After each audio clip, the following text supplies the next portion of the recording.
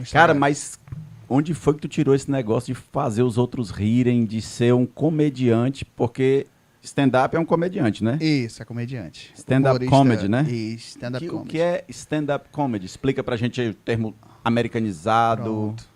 O stand-up comedy, ele é uma arte, né? Ele é um gênero da comédia Sim. que ele foi introduzido ou criado lá nos anos 50, lá nos Estados Unidos.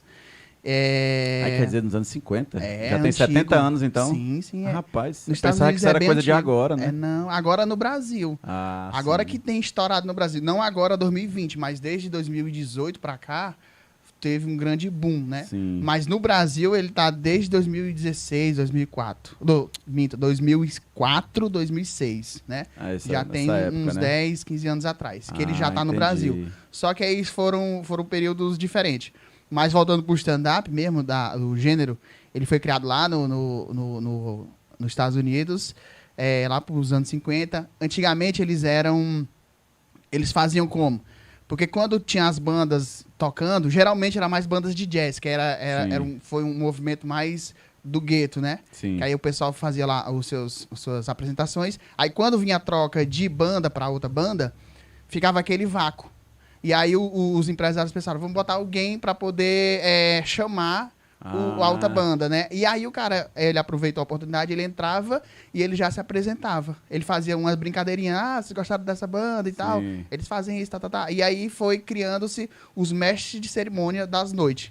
Aí começou assim, como mestre de cerimônia. Aí o cara entrava, apresentava a banda, fazia as piadinhas, chamava a banda tocava, e aí na troca de banda ele voltava e fazia essa mesma coisa. E aí foi ficando popular aquilo ali, entendeu? Era geralmente por locutores ou radialistas daquela região, daquela época, que eles faziam essa coisa. Agora eu não vou me lembrar a região agora, mas foi nos Estados Unidos nesse sentido, naquela época. Aí foi se tornando comum no estado americano, foi se popularizando, e aí foram criadas as casas de comédia. Daquela época, lá dos anos 70, 60, já foram criadas as casas de comédia, que era pra quê? Que era só pra se apresentar humor. Né? Não tem os bar daqui de Parnaíba que toca forró de quinta a domingo. Lá eles abriam um local, mas só era humor. Não tinha banda. O máximo que tinha banda era instrumentalzinha antes dos caras entrar. E aí lá eles faziam esse coisa. E aí foi que se criou o stand-up comedy. Por que o stand-up comedy? Stand-up comedy, ele no pé da letra, traduzido, ele é em pé, né? Em pé. O comediante em pé. Isso, em pé. Aí o stand-up comedy é o comediante em pé. Só isso que ele precisa ter. Então, ele não precisa ter... Então tu não pode ser um comediante sentado. Não. Poder pode. Poder pode, né? Poder pode. Mas aí, tendo as características que são o quê? Não ter caracterização, não ter nenhum tipo de personagem, né? Entendi. É a cara limpa, né? Entendi. Então é diferente, por exemplo, quando tu chega numa churrascaria lá em Fortaleza, aí tá lá a Rocicléia toda fantasiada, tal. Eu me lembro daquele que era o Espanta, né, que faleceu, não foi o Espanta? Mas ele se caracterizava, caracterizava, né? Em alguns momentos do stand-up dele, tanto é que tem um dele que é muito famoso, né? Que ele tá, acho que é num shopping, eu acho. Sim, eu sei, eu lembro. E o pessoal tá ao redor e tal, que ele fez muito sucesso aquele vídeo dele. E ali é o stand-up mesmo, ele não tá de personagem, ele tá até de terno e tal, tudo bonitinho. Mas ali é disso. Assim, como falando da Rosicléia, por exemplo, né? Hoje eles fazem stand-up, né? Mas eles se adaptaram. Entendi. Porque antigamente era show de humor da Rosicléia, show de humor do Tiririca, entendeu? Então, aí por isso que eles precisavam fazer aquelas caracterizações. Mas hoje em dia, com a popularização do stand-up, eles migraram, né? Mas continuam um personagem. Entendi. Mas eles fazem de forma como se fosse stand-up. O que não impede, entendeu? Porque o stand-up, ele é um gênero da comédia. Ele não é só, vai ser só isso, regra. E no início eles tentavam fazer isso, né? Mas hoje em dia não, hoje já tá mais eclético, já tá mais aberto. E eu acho que a Rosicléia, se eu não me engano, ela tem um bar de stand-up. Stand-up, né? Que chama um Comedy Club em Fortaleza. Se eu não me engano, o autoral, o bar é dela. Eu posso estar falando besteira, mas eu acho que é dela. Né? Eu acho que é dela. Entendi. Então quer dizer que pro cara ser um stand-up comedy, ele só precisa estar em pé. Precisa dar em pé, não precisa fazer caracterização, não precisa ter uma maquiagem, não precisa ter... Mas, claro, se ele quiser também... Cara, mas assim, eu vejo... Eu posso chamar de stand-up comedy? Assim, o cara, a pessoa... Comediante. É o comediante. É o comediante. Mas eu vejo esses comediantes que atuam dessa forma, o cara tem que ser rápido. O cara tem que ser rápido, porque se o cara pensar devagar ali no negócio daquele ali, ele... Sim, né? sim. Mas isso é pego mais com a experiência de palco, entendeu? De palco, né? Porque é diferente. O pessoal até fala... O pessoal costuma achar que o Whindersson, por exemplo, ele chega lá, sobe, conta a abobrinha e vai pra casa. Né? Não é bem assim, isso, não né? é Tem isso. todo um roteiro, Tem né? todo um roteiro, é criado o texto, é ensaiado o texto, é testado. Ah, isso aqui não tá bom, troca. Isso aqui precisa melhorar, isso aqui tira, entendeu?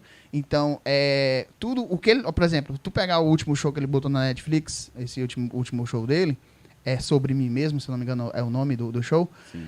O pessoal fala, nossa, ele foi lá e fez um bom show. Sim, mas não foi a primeira vez que ele fez aquele show. Sim. Aquilo ali talvez já...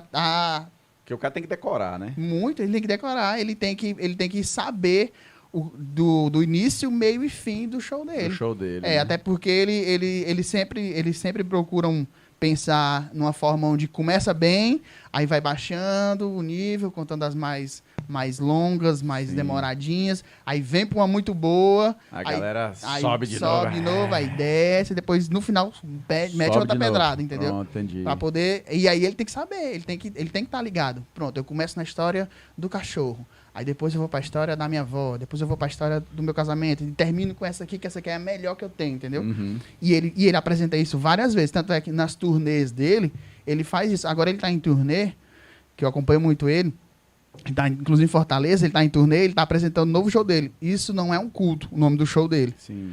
E aí ele vai lá, apresenta 1 hora de show todo dia, 1 hora e 20, todo dia, até ele chegar num ponto que tá muito bom, que aí ele pode postar pra essas TV de streaming, no YouTube, no Netflix, na Amazon. E aí quando ele posta, aí ele já não apresenta mais. Entendi. Ele já vai ter que fazer outro especial, entendeu? Então, enquanto ele tá testando, agora ele tá montando o texto dele. Talvez já esteja grade, né? O início, meio, fim. Mas aí ele vai botando uma no meio, tá no meio. Aí Então quer dizer que o cara passa 1 hora e ele vai acumulando aquilo na mente dele, né? Vai decorando aquilo tudo e vai melhorando. Ó, essa aqui não encaixou bem, o cara tira. Uhum. Então só depende do comediante mesmo. Só do comediante, né? Então fica bem mais barato, né? Pro cara... Não precisa de toda uma estrutura e tal. Por exemplo, não precisa de uma banda, né? Não precisa. Uma banda é muito diferente porque tu vai ter que dividir o cachê com 4, 5 pessoas, né? Só que, por exemplo, o Whindersson Nunes, ele é tão grande que ele tem a equipe dele, entendeu? Sim. Tanto do pessoal que ajuda ele a criar, como o pessoal que ajuda o show a dar certo. Porque o do Whindersson Nunes é até falado muito no meio dos humoristas de stand-up comedy, que o Whindersson Nunes, ele é acima disso. Né? Entendi. É porque ele é mais artista do que um comediante. Porque né? o show dele não tem só stand-up. Tem mais show de humor do que só stand-up. Porque ele tá lá de cara limpa, falando, mas ele tem efeitos sonoros. Sim. Ele tem... não sei se ele já fez com peruca, não lembro agora. Mas, por exemplo, ele tem... Se tu vê o show dele, ele mexe mesclou muito tudo, né? O negro dele é completo. Sim, já teve dentadura. E aí tem, tipo, o som, entendeu? Às vezes que, sei lá, ele vai contar uma história e bota o coração. Ele vai criando isso no imaginário da plateia dele, botando elementos que geralmente o stand-up não usa, entendeu? Entendi. Porque o stand-up é aquilo aí, pegou o microfone, falou as piadas, contou os seus causos e aí vai embora. E não é à toa, por conta disso que ele chegou onde chegou, né? Sim, claro, é porque por isso ele é completo mesmo, ele é o completo.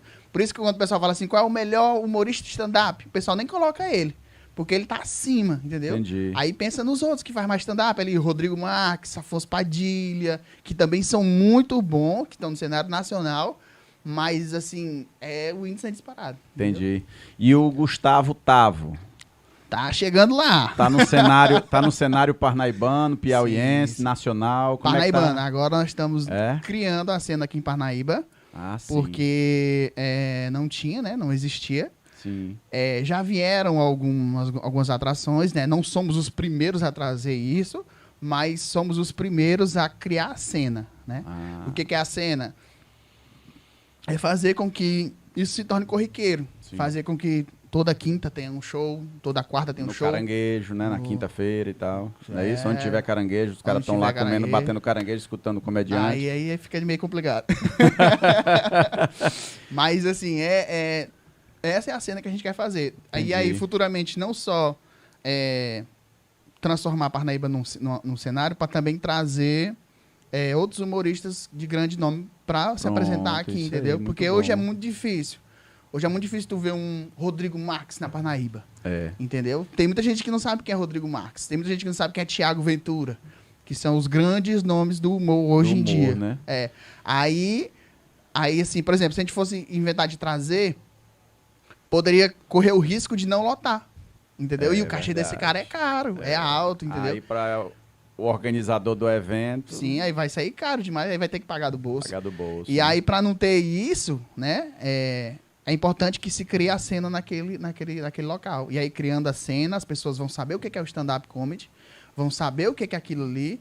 Então, quando houver uma atração de nome, eles já vão associar. Sim. Até porque quando tu descobre o que cria-se aquela curiosidade. Quem é que mais faz isso? Sim. E aí vão chegar nesses nomes grandes, entendeu?